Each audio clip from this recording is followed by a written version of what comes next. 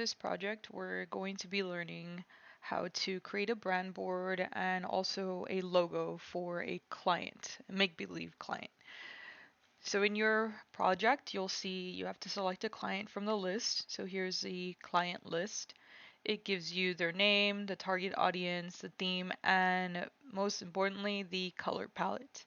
So based on the client that you select, you're going to read the parameters that they've given you, and you're going to be creating a brand board for them. So if we go here, create a brand board. So here's the brand board template that you're going to download. So we're going to open that. You can see this, open in a new window so that you get the download button. And now we can close this and go back. And you're going to be creating the brand board again based on the client, and you're also going to be creating a logo for them. And then it gives you the dimensions of the logo. So it's a 5x5. So let's go to Photoshop. Again, don't worry if you have a different version than me. For the most part, it's the same. So we're going to go to Open, and in your Downloads folder, you'll probably have the brand board right there. So here is the brand board template that you will be using.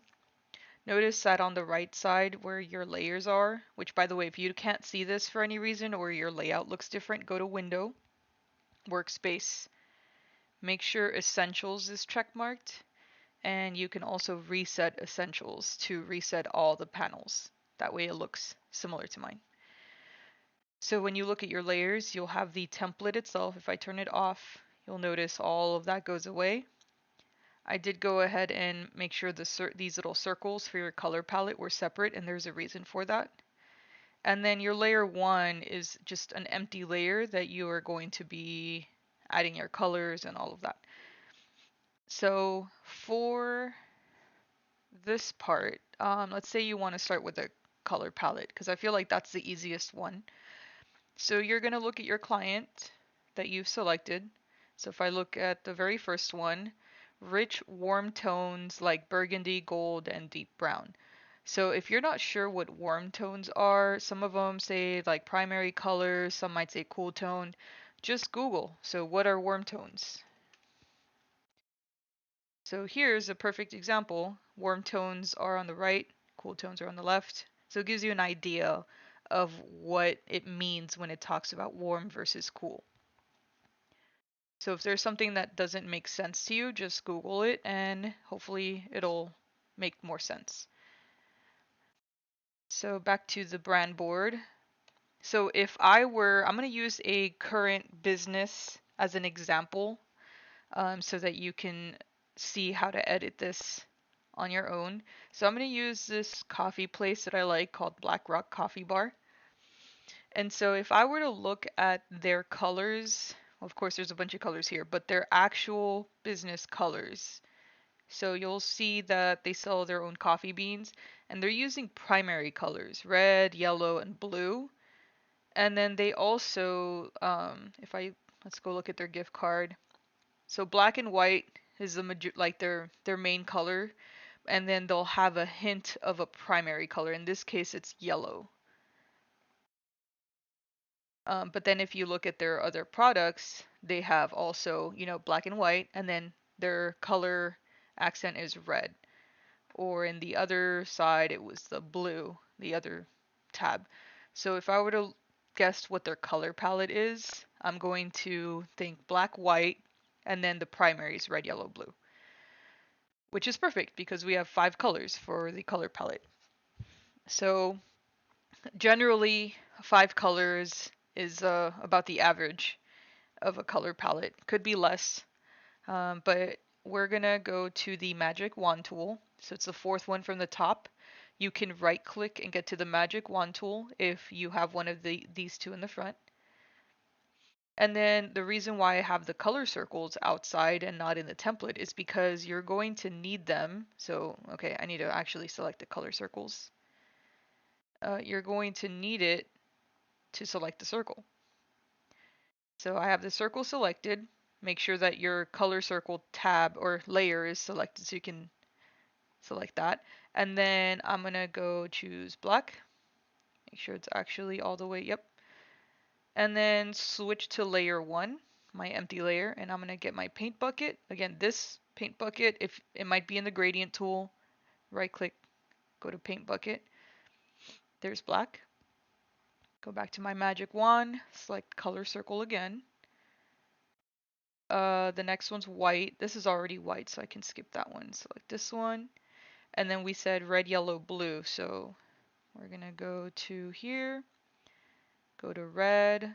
Now, if there's a specific type of red and you want to be consistent, if you notice, there's a hex code here. So let's go to that color palette website that I may or may not have mentioned. So let's say we're exploring a color palette and we're gonna go for, like, let's pick a red color palette. Okay, so let's say we're gonna open this. I guess that one doesn't exist anymore. Okay, let's try this one. Open palette. Okay, there. So let's say we want this specific red. Notice this number here. That is a hex number. If you type that in, or right here it says click to copy. I wonder if that copied it. Let's go here. Paste. It did. Look at that. So this number matches this number right here. And that will get you that exact same red. So if you are going based off of a color palette that you found on this website, that is what those numbers are for. If your copy paste doesn't work, you can just simply type in the numbers on the bottom and you'll get that same exact number. That way you have some sort of consistency. So I'm going to go for a different red and then fill, whoops, okay, I forget. Layer 1 has to be selected. Then we're going to select this one, and then it was a yellow. It's kind of like a, let's close this, we don't need that. Okay, it's kind of like a deeper, like sunflower yellow. Go, and then blue. Okay, hold on. A lot of back and forth with the circles. So the blue was kind of like a sky blue.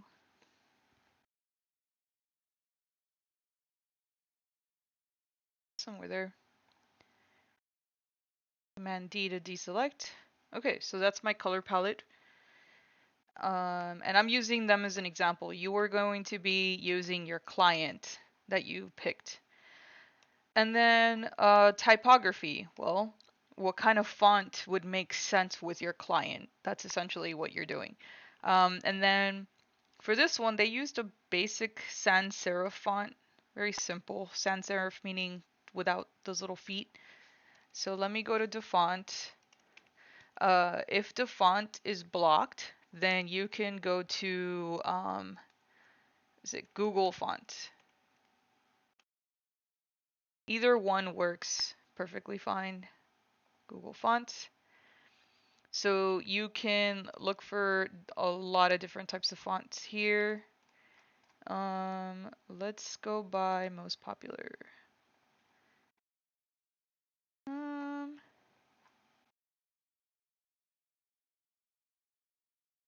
Let's look for serif.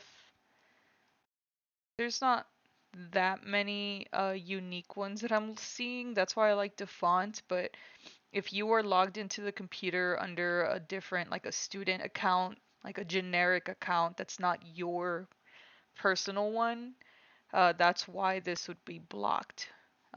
But this is another alternative in case you want to use a specific font. Or you can find one that's already in Photoshop that makes sense with the brand, which in my case, I do have one that makes sense with the brand. So I'm going to make that. Let's open, I can use this here, but I'm gonna go to window and open the character tab because I like looking at it from this side. So I think Arial black, and then I'm gonna take this off because this is making it italic. Regular, and then the color I'm gonna go black, and then the size here. Okay, and the way you're gonna do the typography meaning the font, you're going to type out the name of the actual font.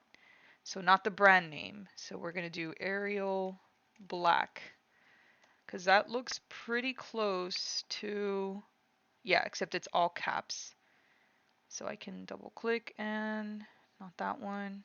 There it is. This will automatically do all of them caps. This one will make it so that you can kind of see what it does. So it's a pretty cool shortcut. If you don't want to do and delete it and do all caps, just do this. So there's one of them. And then if I were to look at, you need at least two. So if I were to look at the other part, this coffee bar, it's pretty much the same, but it's a lot thinner of a font. So I would look for the thinner one and then make the uh, another type of one of these little type box like that. You can control the size. Ignore this text. It's called dummy text in case I didn't mention that. And then I would just look for something that's thinner and then type out the actual name of the font. So these would be my two typography fonts. Cool. And then the mood and tone, these are pictures. So what pictures would make sense with your client? In my case, I would have a bunch of primary colors, modern things. You can see like they kind of have like this cartoony little mascot here. They have lightning bolts. So it has a cartoony vibe. Um, Primary colors, very bold, lightning bolts. So that's the kind of pictures I would look for. And you can just use Google Images for this, it's not a big deal. And then I would put at least 4 pictures here that give you the mood and tone, which this is why if we go back to your client list, so for example, this first one, Cozy Nook Bookstore, target audience, avid readers, and book lovers for all ages. And then the theme. The theme's going to help you out a lot. So warm and inviting book haven. So look for pictures that are warm and inviting. And then let's see, Crafty Kids Corner, the theme, creative and educational crafts for kids. So look for pictures um, that have like kids learning, building, creating things, stuff like that. So it's all based on whatever your client wants. And then the last thing that I'm going to do is the logo. So once you finish this part, make sure you save all of this, by the way. So I'm going to save it with, I'm going to take off this template part. And then you can actually put your client name. So what is the client's name? What brand is it? In my case, I'm basing this off of BlackRock, so I'm going to label it BlackRock. You're going to name it based on whatever yours is. Make sure you save it on your in your digital media folder. Save that. Click OK. And then we're going to move on to the logo. So the next video, I'll put that part in a separate video just so you can have a video specifically on logos talking about all the different types.